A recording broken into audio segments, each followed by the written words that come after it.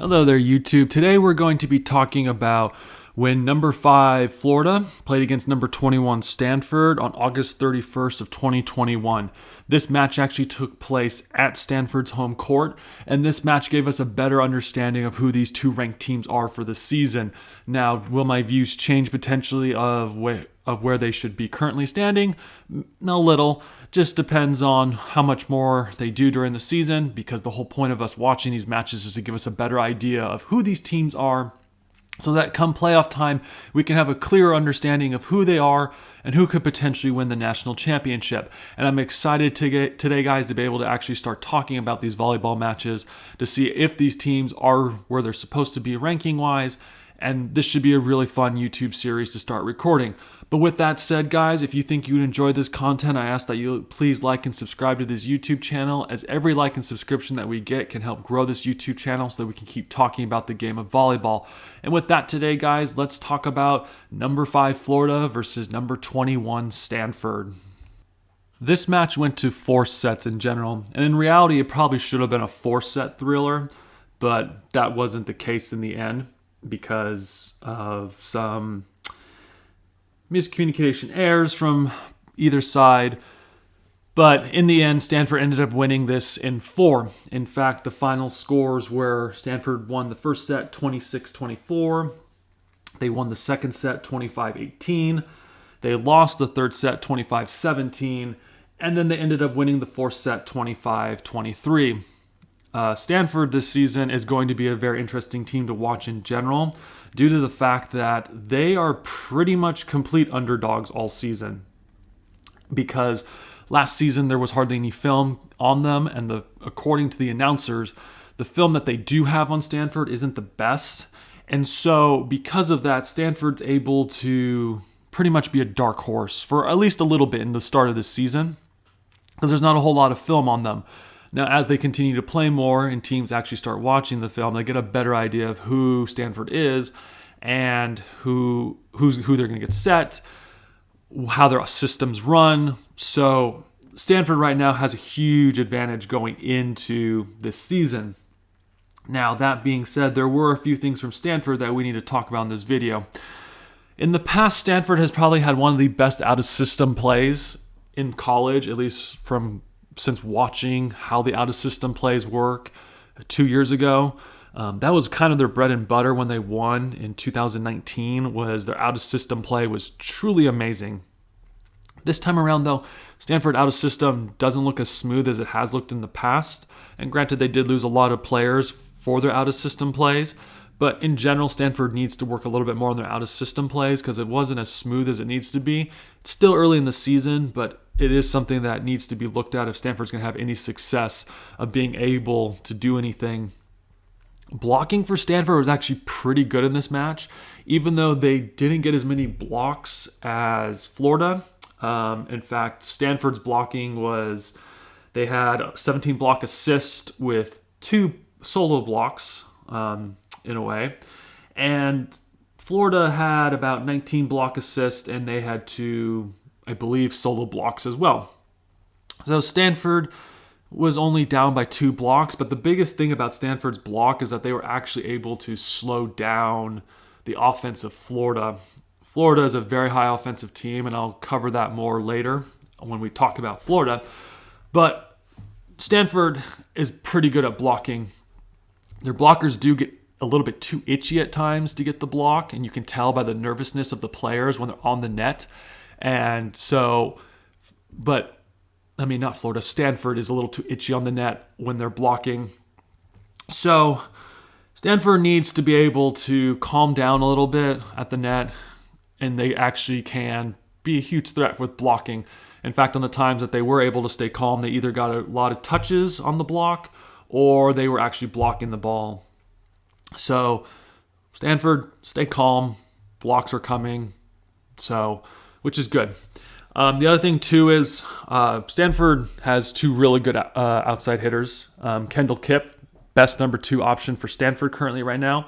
And then they also have Katie Baird. Katie Baird, by far, is the best player for Stanford right now.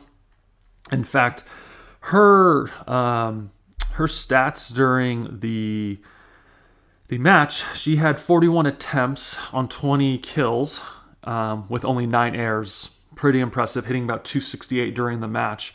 And then Kendall Kipp, for how good Kendall Kipp was, she had 31 total attempts for kills. Total attempts with only 9 kills and 8 hitting errors. Kendall Kipp is going to be a huge offensive factor this season.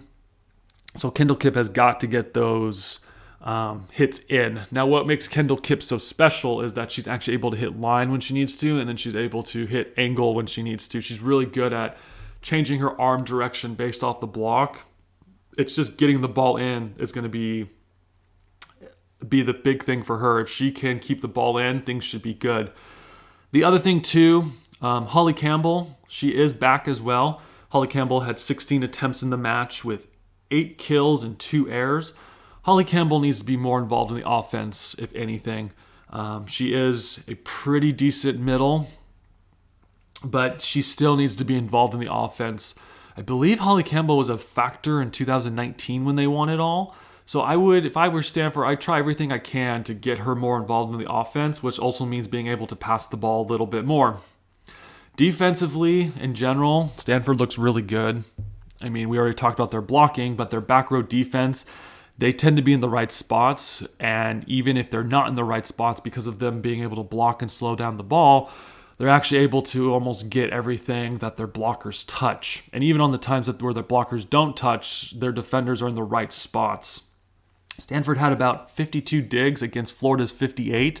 And it doesn't say everything on paper about how, even though Florida does look better digging-wise because they got more digs, Stanford was actually in the right spots. And there were times where there were errors from them digging, but if Stanford continues to be in the right spots, you can expect those dig numbers to continue to go up during the season. Stanford's serves were a little inconsistent at times. They did have 11 missed serves in the match compared to Florida's 8, but in a way it was the first match for them in a while, so mistakes like that are going to happen, but they were a tough serving team in general. So good job with Stanford on that.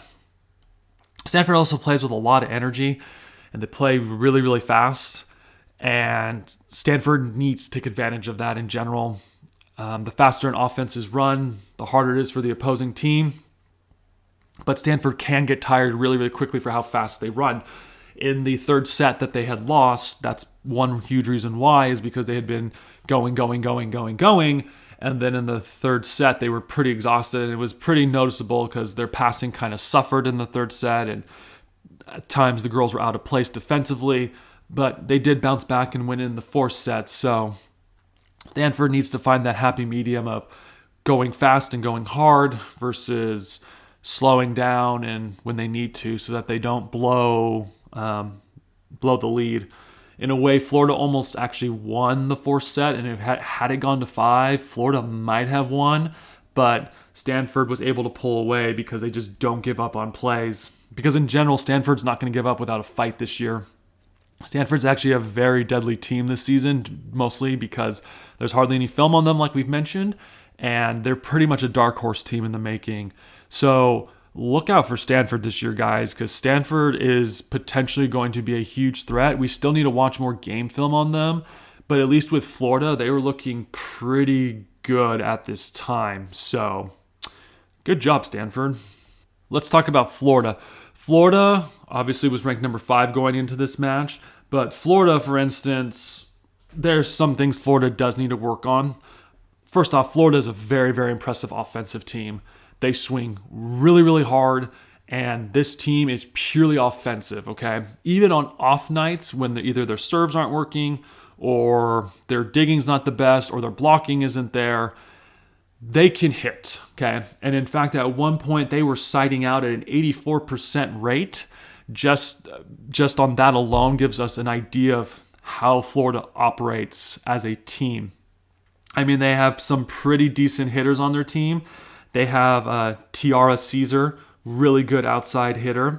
And then they also have Thayer Hall. Thayer Hall's another good hitter as well. Florida's very offensive minded, and so getting kills won't be a problem for them this season. I mean, they're just that good of a hitting team. There are issues, though, that Florida does have that if not addressed, things are going to be a problem. For instance, they need to get Lauren Forte more involved in the offense. Lauren Forte is number 24. She's their middle blocker. Lauren Forte really, really needs to get more involved in the offense. During the match, Lauren Forte, she had about 17 total attempts with 9 kills and 2 hitting errors. I think Lauren Forte needs to get those number up to about double-digit kills per match this season. Lauren Forte, she's a really good middle blocker. She does struggle at times when transitioning, and sometimes her block doesn't look the best, but offensively she's really, really good, and she's out-jumping the opponents that she's playing against. So Florida should take advantage of the fact that they have a middle blocker that can out-jump the opponents. But they need to get her more involved in the offense. The other thing, too, Caesar, for instance, on Florida, she's their main outside hitter. She's probably one of the best players on Florida, even though she doesn't get a whole lot of sets. She is one of their better hitters, at least when you need a crucial point and need a hard swing. She is the person who you're going to. But Caesar this last match had 29 total attempts with 13 kills and 6 errors. Caesar needs to be more involved in the offense. Well, she already is more involved in the offense, but she needs to be more consistent in the offense, more of. Caesar, for how great of a player she is, she's kind of a wild card. Sometimes can be streaky too. But Caesar, in my opinion, is probably the best offensive player in general for Florida. Because like I said, if you need a kill, you're going to Caesar. And I believe every team knows that this season coming in. So look out for Caesar potentially, because Caesar's a pretty decent player. But one problem there's actually 2 problems with Florida that also needs to be worked out, or a couple in general. Florida really needs to work on their communication skills as a team. Their communication is not the best at times. There were times where the setter had a miscommunication with her hitters, or there was times where the passers had a miscommunication and the ball just dropped to the floor. Florida has a communication problem, and it needs to be addressed. If Florida's to have any success the longer the season goes, they've got to be able to communicate. Because right now they're not really communicating in general, it seems like, and because of that, their game kind of suffers when they play. Their out-of-ball system really needs to be worked on a lot, and that's part of the communications as well. There was actually one point where the ball did drop from a miscommunication between the players and the out-of-ball system. So Florida needs to work on their out-of-ball system. Even though Florida was also passing out at an 84% rate when they were in serve-receive, Florida's passing is too tight to the net. Even though it does help get their middles more involved, their setters at risk of getting injured. I would not be surprised this season, and granted, it is a long season, and this might never happen, and I'm not trying to jinx Florida, but if Florida doesn't figure out how to not pass so tight to the net, there's a chance their setter is getting hurt. And I do not wish that upon anyone, but currently right now, they are passing way too tight to the net. And I mean, statistically, the more that happens, the more likely there's going to be an injured player involved. So Florida needs to figure out how to not pass the ball so tight to the net when they're passing. The other thing, too, with Caesar as well, Caesar is great offensively. Caesar struggles with passing. In fact, there were times where they were trying to hide Caesar with her passing. And she also struggles with digging as well in the back row. She tends to be in the right spot, though, defensively at times. But she just doesn't seem like she can get to the ball. And I don't get why. It didn't make any sense watching the film. Maybe more film from other teams with her will give me a better idea, but it just seems like Caesar really struggles defensively with being able to get the ball off the ground, or not even touching the ground when she's playing defense in the back row. And of course, passing is a huge issue, which in general Florida needs to be worked on, because like we just mentioned, if the passing's too tight to the net, that means the set is going to be in too tight to the net, which means there could be net calls, or there's going to be a potential injury in the making. Now, the other middle blocker, Lauren Dooley. Lauren Dooley is pretty good offensively. I mean, when she does get set, she hits pretty hard. She does work hard on the court, but Lauren Dooley might not be the middle blocker that Florida is looking for to start this season. I could be wrong. I'm not their coach.